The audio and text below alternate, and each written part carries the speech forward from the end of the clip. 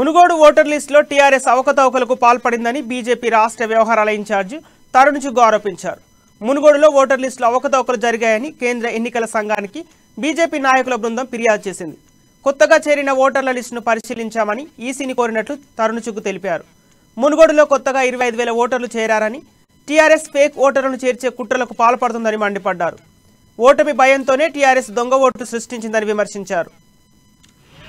अपने अहंकार, अपने परिवारवाद और अपने भ्रष्टाचार पर भी अब्सटेन करने के लिए कुछ नहीं है।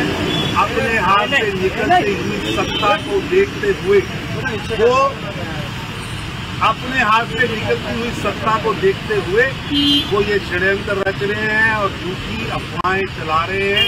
निश्चित रूप से मुनुगुरु की जनता इस चुनाव में टीआरएस के कैंडिडेट को नहीं, टीआरएस के मुख्यमंत्री, टीआरएस के परिवारवाद, टीआरएस के वंशवाद, टीआरएस के अहंकार को, टीआरएस के भ्रष्टाचार को हराएगी।